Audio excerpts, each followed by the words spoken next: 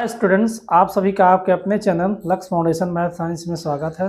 जैसा कि हम लोगों ने इसके पहले वाले लेक्चर में पाइथागोरस प्रमेय जी का सत्यापन पढ़ा था और उसको देखा था, तो आइए हम लोग आज देख लेते हैं पाइथागोरस प्रमेय जी का विलोम। ठीक है, पाइथागोरस प्रमेय का विलोम। तो ज़्यादा समय न लेते हुए, जैसा कि परीक्षा बहुत नज़दीक है, आप लोगों का टाइम बहुत कीमती है, तो ज़्यादा हम टाइम वेस्ट नहीं करेंगे, तो सीधा टॉपिक की बात करेंगे। ठीक है, देखिए हमने सोचा कि इसको डायरेक्ट ऐसे बता दिया जाए, लिखने से टाइम थोड़ा ज़्यादा वेस्ट होता है, तो आप लोग केवल इसका क्विक रिवीजन करेंगे हम। ठीक है, देखिए जैसा कि हमारा पाइथागोरस प्रमेय का विलोम क्या कहता है, उनका भैया स्टेटमेंट क्या है।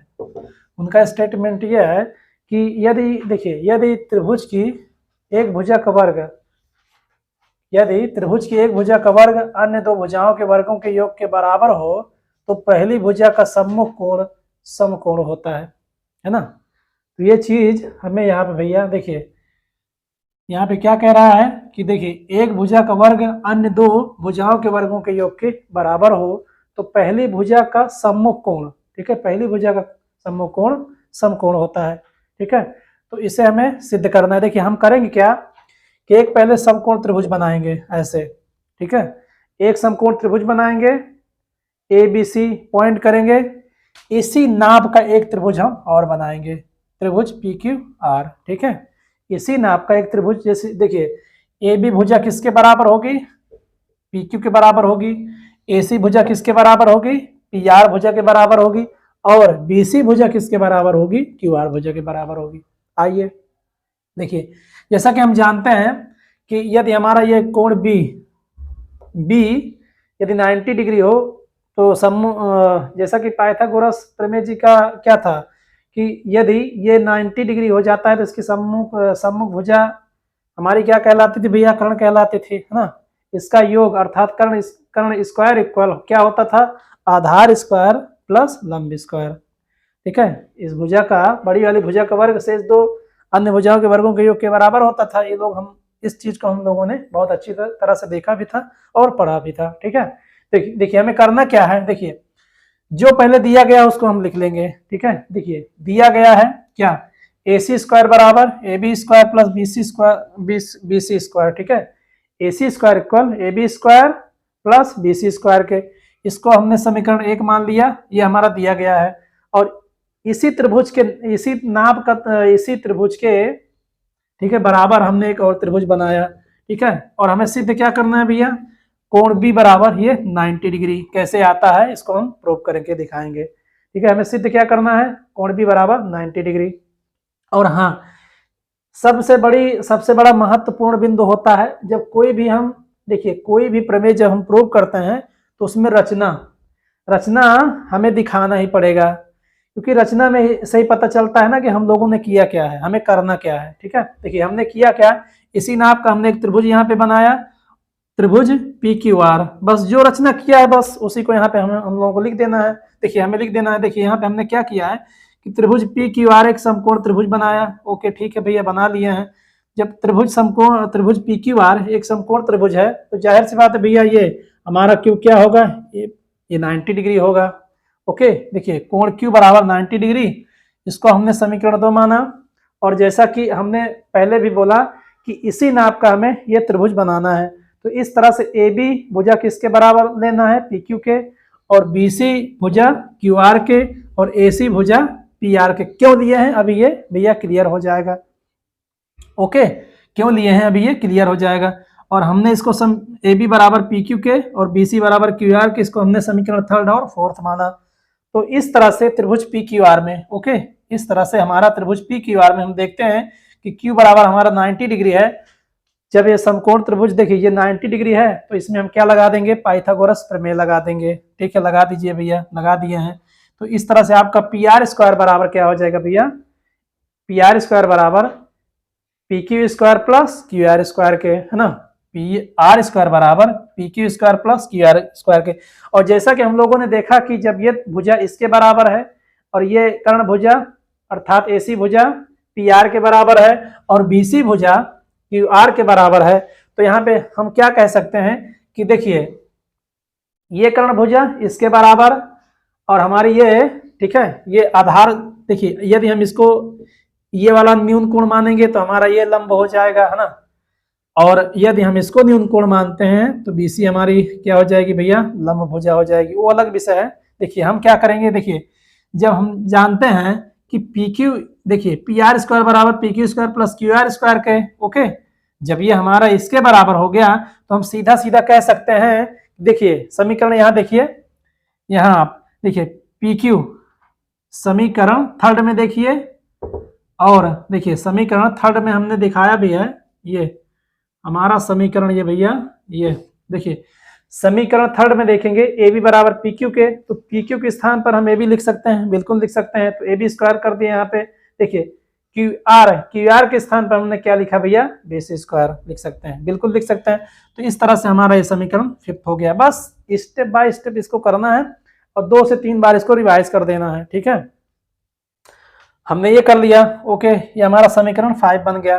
देखिए हम क्या करेंगे, समीकरण 1 से मान समीकरण 5 में रखने पर, देखिए समीकरण 1 हमारा क्या है, ए सी स्क्वायर बराबर A B square plus B C square, हमारा ये समीकरण फर्स्ट है। तो देखिए हम क्या करेंगे भैया कि देखिए आपका पी आर स्क्वायर बराबर, देखिए पी आर स्क्वायर बराबर इसके स्थान पर A B square plus B C square plus आपका बी सी स्क्वायर के स्थान पर हम क्या रख देंगे, ए सी स्क्वायर रख देंगे। तो इस तरह से देखिए पी आर स्क्वायर बराबर हमारा ए सी स्क्वायर हो जाएगा। बात समझ में आई, बिल्कुल समझ में आई सर।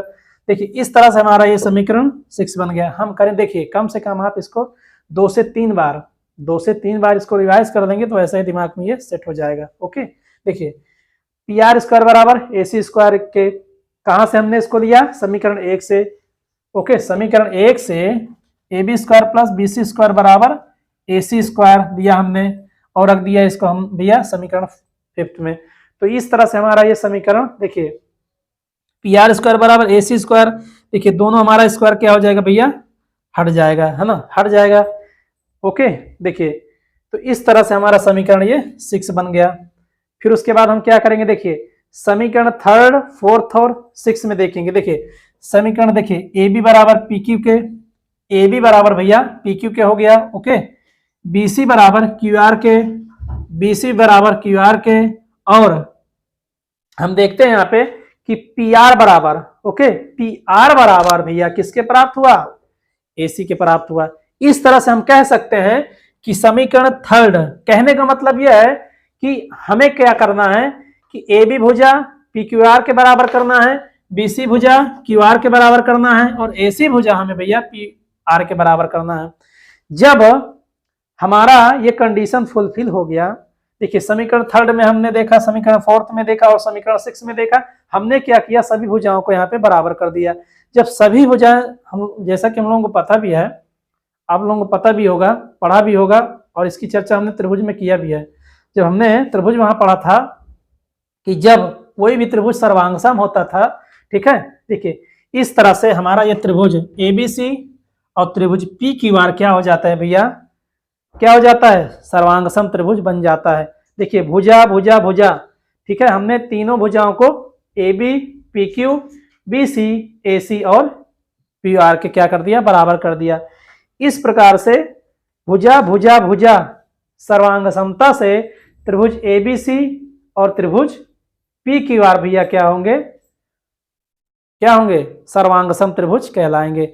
जो सर्वांगसम त्रिभुज हो जाएंगे, है ना, सर्वांगसम, जब कोई भी त्रिभुज, जब सर्वांगसम, कोई भी दो त्रिभुज जब सर्वांगसम त्रिभुज हो जाता था तो उनके संगत कोण भी क्या हो जाते थे, बराबर हो जाते थे। संगत कोण का तात्पर्य क्या होता है भैया, देखिए ये वाला कोण ए लेंगे तो यहाँ पे ये वाला कोण, इस त्रिभुज का कोण पी इसके बराबर हो जाएगा। अर्थात एबीसी त्रिभुज में, ठीक है, एबीसी त्रिभुज में कोण ए किसके बराबर होगा, कोण पी के बराबर होगा। कोण बी किसके बराबर है, कोण क्यू के बराबर है। और कोण सी, देखिए कोण सी हमारा किसके बराबर हो जाएगा, कोण आर के बराबर हो जाएगा। बात समझ में आई। इस तरह से हमारा त्रिभुज क्या कहलाएगा भैया, सर्वांगसम त्रिभुज कहलाएगा। अर्थात इसके संगत कोण भी क्या होंगे, बराबर होंगे। इस तरह से जब संगत कोण बराबर होंगे तो त्रिभुज, देखिए त्रिभुज एबीसी में हमारा, जैसा कि देखिए कोण बी किसके बराबर होगा, कोण क्यू के बराबर होगा। आप लोग क्या करेंगे, इसका स्क्रीनशॉट ले सकते हैं और मैं कुछ बिंदुओं को ऊपर लिखने वाला हूं, ओके। हाँ ठीक है, तो आइए मैं कुछ ऊपर हमें कुछ लिखना है इसके बारे में, और हम यहाँ साइड में लिख देते हैं, इतने हमारा काम हो जाएगा। ये रहा भैया आपका पाइथागोरस प्रमेय जी का विलोम। देखिए जैसा कि हम लोगों ने देखा कि जब हमारा त्रिभुज एबीसी त्रिभुज PQR के सर्वांगसम हो गया तो इस तरह से कोण हमारा ए किसके बराबर हो जाएगा, कोण ए बराबर कोण पी के, है ना, और कोण हमारा सी बराबर कोण आर के, और इस तरह से कोण बी बराबर हमारा हो जाएगा कोण क्यू के। ठीक है, कोण क्यू के हमें सिद्ध क्या करना है, कोण बी बराबर 90 डिग्री। और हम जानते हैं कि समीकरण, देखिए हम समीकरण 2 से रखेंगे यहाँ पे कि समीकरण 2 से, ठीक है, समीकरण 2 से जब कोण बी बराबर कोण क्यू है हमारा भैया, तो कोण बी बराबर हमारा, देखिए कोण क्यू बराबर 90 डिग्री हमारा होगा, तो कोण क्यू के स्थान पे हम रख देंगे 90 डिग्री। इस तरह से कोण बी बराबर हमारा क्या हो जाएगा, 90 डिग्री। देखिए हमने किया क्या इसमें, पाइथागोरस प्रमेय का जी का जो विलोम था, हमने देखिए इसमें क्या किया है कि देखिए एक त्रिभुज एबीसी लिया, इसी नाम का एक त्रिभुज हम और ले लेंगे, ठीक है, अपने से बना लेंगे। फिर बनाने के बाद क्या करेंगे, हम इस त्रिभुज को इस त्रिभुज के बराबर क्या करेंगे, सर्वांगसम सिद्ध कर देंगे। जो सर्वांगसम सिद्ध हो जाएगा, ठीक है, जब सर्वांगसम सभी अंग समान अर्थात सभी त्रिभुज की सारी भुजाएं जब बराबर हो जाएंगी, तो जैसा कि हम लोगों को पता ही है कि जब कोई भी आकृति में, ठीक है, कोई भी आकृति होती थी और वो सर्वांगसम की कसौटियों को पार कर लेता था, तो उसकी सभी भुजाएं क्या हो जाती थी भैया, बराबर हो जाती थी। जब सभी भुजाएं बराबर हो जाती थी तो उनके संगत कोण भी बराबर हो जाते थे। तो हमें बस दिखाना था कोण बी बराबर 90 डिग्री, है ना। जब संगत कोण बराबर हो जाएंगे, कोण बी किसके बराबर हो जाएगा, कोण क्यू के बराबर, अर्थात कोण बी बराबर यह कोण 90 डिग्री हो जाएगा। चाहे आप कोण क्यू बराबर 90 डिग्री बोलिए, चाहे कोण बी बराबर 90 डिग्री बोलिए, बात वही है। ठीक है, उम्मीद है कि समझ में आया होगा।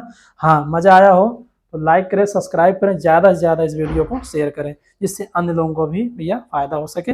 और नए हैं तो चैनल को सब्सक्राइब करके चैनल को सपोर्ट करें। तो मिलते हैं अगले लेक्चर में, तब तक के लिए धन्यवाद, नमस्कार। हाँ, पेपर आपका नज़दीक है, पढ़ते रहिए। और मैं अभी हाँ द्विघात समीकरण को भी लाने वाला हूँ। ओके, तो मिलते हैं नेक्स्ट लेक्चर में, तब तक के लिए धन्यवाद, नमस्कार।